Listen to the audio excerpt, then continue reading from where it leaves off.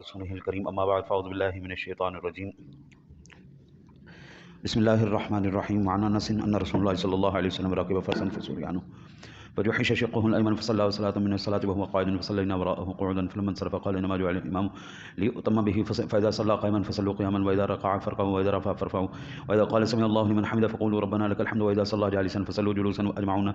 قال الحمدي قوله إذا صلى جالسا فصلوا جلوسا وهو في مرضه القديم ثم صلى بعد ذلك النبي صلى الله عليه وسلم جالسا والناس خلفه قياما لم يأمرهم بالقعود وإنما يؤخذ بالآخر فالآخر من فعل النبي صلى الله عليه وسلم. هذا لفظ البخاری. حضرت انس رضی اللہ تعالیٰ عنہ سے روایت ہے کہ رسول اللہ صلی اللہ علیہ وسلم گھوڑے پر سوار ہوئے تو آپ گر گئے تو آپ کی دائیں کروٹ چھل گئی. پھر آپ نے کوئی نماز بیٹھ کر پڑھی تو ہم نے بھی آپ کے پیچھے بیٹھ کر ہی پڑھی. جب فارغ ہوئے تو فرمایا امام اس لیے ہے کہ اس کی پیروی کی جائے، تو جب وہ نماز کھڑے ہو کر پڑھے تو تم بھی کھڑے ہو کر پڑھو، جب رکوع کرے تو تم رکوع کرو، جب اٹھے تو تم بھی اٹھو، جب کہے سمع اللہ لمن حمدہ تو تم کہو ربنا لک الحمد، جب وہ بیٹھ کر پڑھے تو تم سب بیٹھ کر پڑھو. حمیدی فرماتے ہیں کہ یہ حکم کہ وہ بیٹھ کر پڑھے تم بیٹھ کر پڑھو آپ کے پرانے مرض میں تھا. پھر اس کے بعد نبی اکرم صلی اللہ علیہ وسلم نے نماز بیٹھ کر پڑھی اور لوگ آپ کے پیچھے کھڑے تھے اور انہیں بیٹھنے کا حکم نہ دیا، اور نبی اکرم صلی اللہ علیہ وسلم کا آخری عمل لیا جاتا ہے اور آخری یہ ہے. اور یہ بخاری کے لفظ ہیں، مسلم سے اجمعون تک متفق ہیں. اور ایک روایت میں یہ زیادہ ہے کہ امام کی مخالفت نہ کرو، جب سجدہ کرے سجدہ کرو تم بھی. میرے آقا نبی اکرم صلی اللہ علیہ وسلم کی ذات گرامی کو اللہ نے نور بھی بنایا ہے، اللہ نے بشر بھی بنایا ہے. حضور کی ذات گرامی میں بعض اوقات بشریت جو وہ کہہ لیں کہ بشریت غالب ہوتی ہے اور کبھی نورانیت غالب ہوتی ہے. بشریت جب غالب ہوتی ہے تو پھر بشریت کے تقاضے پورے کیے جاتے ہیں. موٹی سی مثال میں آپ کو عرض کروں. حضور نبی اکرم صلی اللہ علیہ وسلم بتقاضے بشریت تناول بھی فرماتے تھے، آرام بھی فرماتے تھے. یہ تقاضے بشری ہے.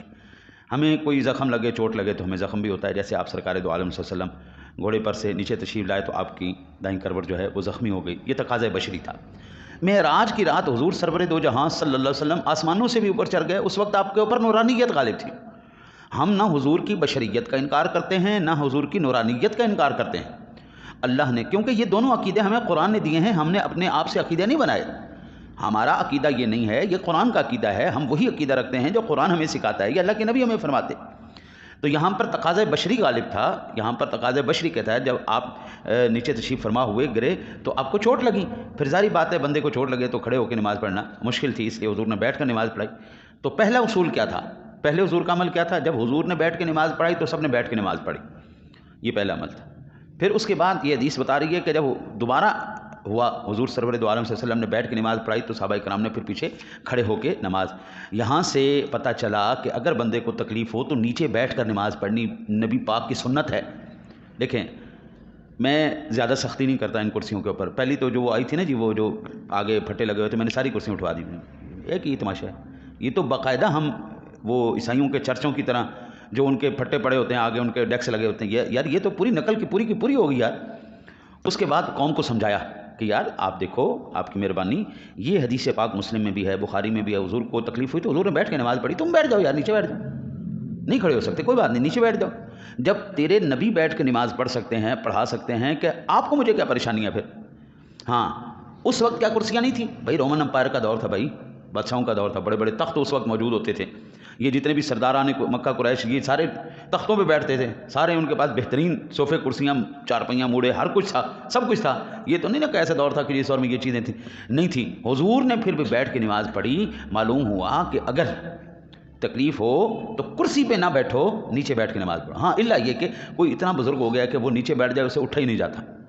ہاں تو پھر یا چوٹ ایسی لگی ہوئی ہے کہ نیچے بیٹھے گا زیادہ تکلیف ہوگی تو پھر تو کوئی جواز نکلتا ہے. دیکھیں نا جی، اب بیٹھ کے حضور نے پڑھی، باقی سارے معاملات ختم ہو گئے کیونکہ حضور سے ثابت ہو گئی بات. ایک بات ثابت ہو گئی، بیٹھ کے نماز پڑھنا جائز ہے تو حضور نبی اکرم صلی اللہ علیہ وسلم کی سنت میں. لیکن کرسی کے اوپر بیٹھنے سے ہمارے پرانے علماء تو اس بات کو نہیں کرتے. میں پہلے بڑی سختی کرتا تھا، پھر اس کے بعد میں نے کہا اچھا یار سمجھا دو، عمل کریں نہ کریں. اب ڈنڈا لے کے تو ہم عمل نہیں کروا سکتے نا. ہاں جی، ہم بتا سکتے ہیں ضرور کہ بابو ایسے کرنا ہے، یہ بات ٹھیک نہیں ہے، درست نہیں. آپ نیچے بیٹھ سکتے ہیں، نیچے بیٹھ کے پڑھیے. حضور کی سنت بھی ہو جائے گی، نماز بھی ہو جائے گی. یہ میرے سامنے حدیث پاک کھلی ہوئی ہے. اچھا جی، اس کے بعد پہلا کیا تھا؟ حضور نے بیٹھ کے نماز پڑھائی تو سب نے بیٹھ کے نماز پڑھی. اس کے بعد کیا تھا؟ حضور نے بیٹھ کے نماز پڑھائی، پیچھے کھڑے ہو کے. یعنی اگر امام بیٹھ کے بھی نماز پڑھائے تو نماز ہو جائے گی. ہاں جی نماز، ہاں فرضی نماز کے لیے کوشش کی جائے کہ امام جو ہے وہ کسی اور ساتھی کو کہہ دے. نفلی نماز تراویحاں بالاتفاق جائز ہے، اس میں کوئی دو رائے والی بات نہیں، کیونکہ ہمارے پاس بخاری اور مسلم شریف کی حدیث پاک ہے. ہم دعا کرتے ہیں اللہ تعالیٰ آپ کو مجھے حضور کی سچی محبت نصیب فرمائے اور حضور کے طریقے پر نماز پڑھنے کی توفیق